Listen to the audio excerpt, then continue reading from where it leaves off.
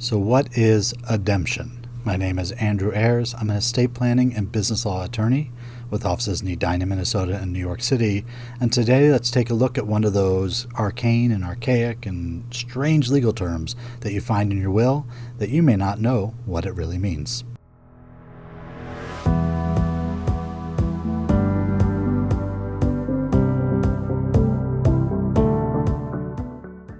If you've never heard the term Ademption, or you've never actually looked at that provision in your will, don't feel bad. Most people have no idea what Ademption means, and oftentimes they've glossed over that part of their will, and they've just moved on because there's other more important provisions, in their mind at least when they're reviewing it.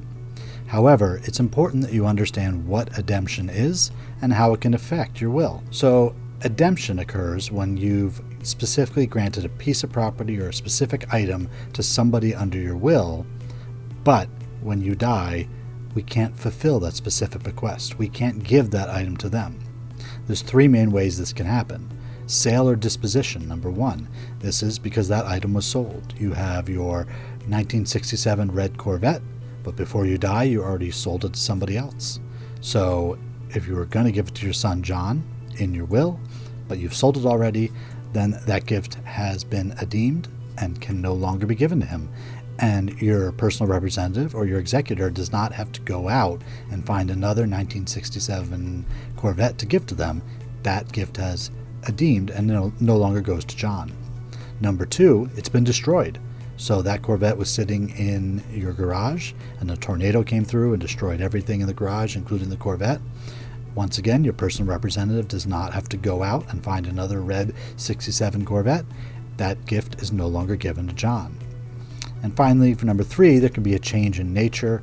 So if, for example, you were originally going to give a small hunting cabin in your lake home up north, but now that hunting cabin is no longer a little hunting cabin, but has been made into a huge residence that you rent out as part of your winter and summertime to other people in the neighborhood.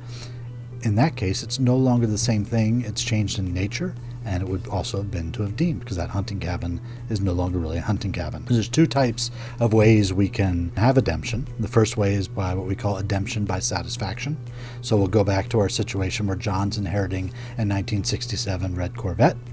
Let's say you actually give that Corvette to John during your lifetime. So before you die, you sign the paperwork, he's got title to it, then that is deemed under the will, and you do not have to then give him another Corvette when you die. The other way is by Ademption by extinction, and that's mainly what we've been talking about, and that is something has happened to the Corvette where it's no longer in your possession and cannot be given to John when you die. You're going to more commonly encounter Ademption by extinction because normally we lose that asset or something happens to it, but occasionally we will actually give a family member that advance. Maybe there's that piece of artwork that's been in the house and you're downsizing and it's in your will, but you're going to give it directly to John already. So you don't have to worry about it deeming under the will, and you don't have to worry about being distributed after you're gone. So the implications are twofold when we have Ademption of one of your bequests. The first one is if you're the person making the will and you no longer own that Corvette, it's a good reminder that you want to go back and update your will. You don't have to. It's not a big deal if it's still in there. However, if it's been a few years and you haven't updated your will and now seems like the time to do it, and you've recently sold that Corvette or you've already given it to John, then we can go back in and we can amend your will to make sure we take that specific bequest out. If you're the beneficiary, the person who was going to receive the property under the will, then the implication for you is you don't get what was promised to you. So that Corvette's not there anymore.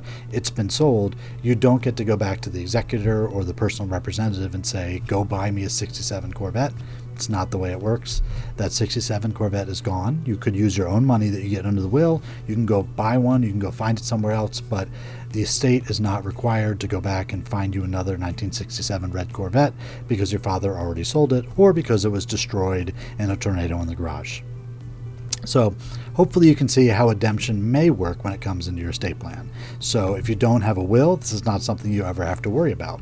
But if you have a will and it has specific bequests of specific items that are going to specific people, then Ademption is a principle you need to understand because if something happens to that item, if it won't be able to be distributed to the person you're intending to distribute it to, then ademption is a very real part of your will. If you have more questions about ademption or other parts of your will, you can go to my website, andrewmayers.com. There's a red legal strategy session button on the front page. You can click it and you'll be taken to my scheduling page, where we can set up a 15 or 20 minute phone call to talk about ademption or other questions you may have under your will. If you like this video, you can hit the like or thumbs up button below. You can click to subscribe on YouTube and watch for future episodes. And I know ademption doesn't sound exciting. It's not something that you'll hopefully even have to run into. But if you're creating your will, it's important you understand what the term means.